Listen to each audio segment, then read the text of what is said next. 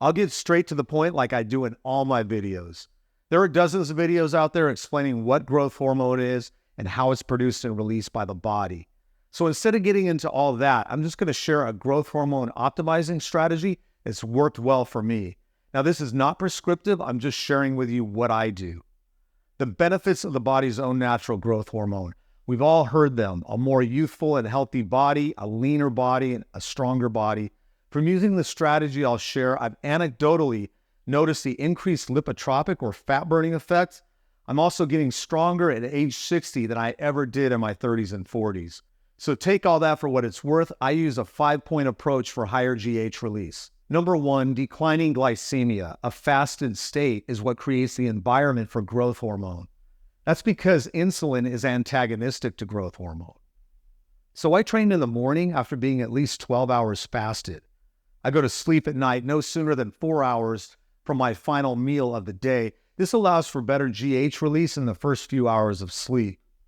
I take a few grams of glycine before sleep because it might be a growth hormone stimulator, but it definitely improves sleep, which at least makes it an indirect GH releaser.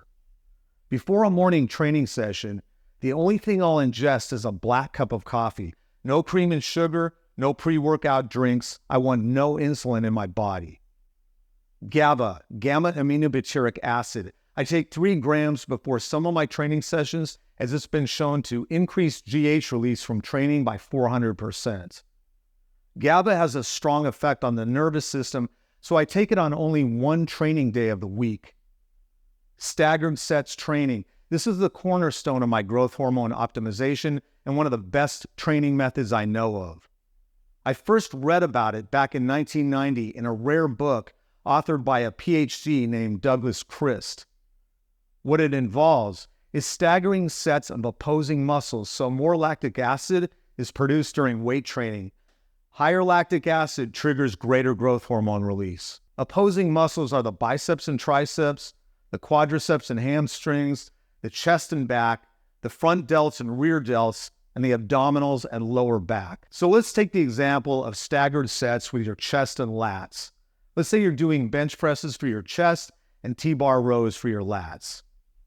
For each of these movements, you'd use a weight ranging anywhere from 60% to 80% of your 1 rep maximum. So let's say you start with 3 sets of 10 reps on the bench press.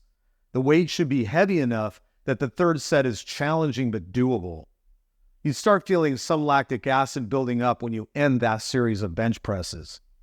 You then switch to your T-bar rows for 3 sets of 10 reps on those. As the lactic acid from your bench pressing dissipates, you're immediately building it up again with your back muscles. After finishing your rows, you go back to your bench presses for 3 to 4 sets again. When those are finished, you're back to your rows again for 3 to 4 sets. I personally aim for 7 sets on each exercise in this manner.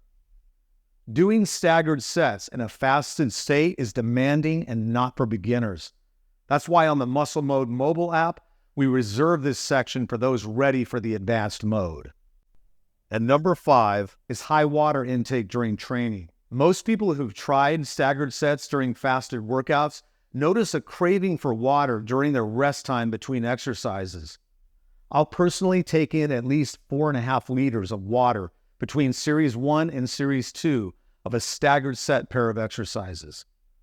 One study shows that hyperhydration during exercise stimulates higher growth hormone release.